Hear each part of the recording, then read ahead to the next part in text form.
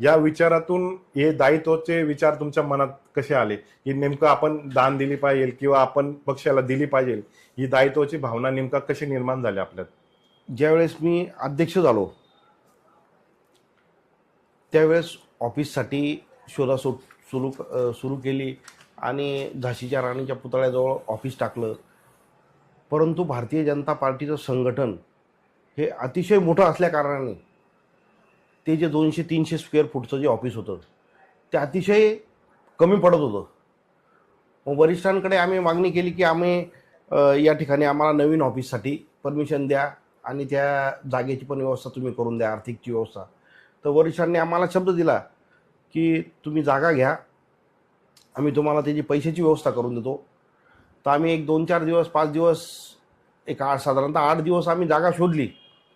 तर कोणी 9 कोटी, कोणी 10 कोटी, कोणी 15 कोटी अशा शहरातल्या जागांविषयी 3-3, 4-4 हजार स्क्वेअर फूटच्या जागेची किंमत 10-10 कोटीपर्यंत आम्हाला सांगितली गेली. तर त्यामुळं पक्षाने आम्हाला सांगितलं की भाऊ 4-5 कोटीपर्यंत जागा घेतली तर बरं होईल. जागा बऱ्याच शोधल्या. त्यानंतर माझ्या लक्षात आलं की माझी स्वतःचीच जागा, आमची स्वतःचीच जागा, आमच्या परिवाराची जागा ही सगळ्यात चांगली जागा आहे असं मला स्वतःला वाटलं. तर परिवाराशी चर्चा केली सर्वांशीच मी, म्हणजे मोठे भाऊ असतील, वहिनी असतील, आमचे मुलं असतील, आई असेल, सर्वांशी चर्चा केली की आपली जी जागा आहे ती सगळ्यात चांगली आहे, पण आपण पक्षाशी व्यवहार करणं मला योग्य वाटत नाही. तर सगळ्यांनी संमती दिली की काही हरकत नाही, तुला जर योग्य वाटतंय तर ती जागा तू पक्षाला देऊन टाक, म्हणून सगळ्यांनी संमती दिली.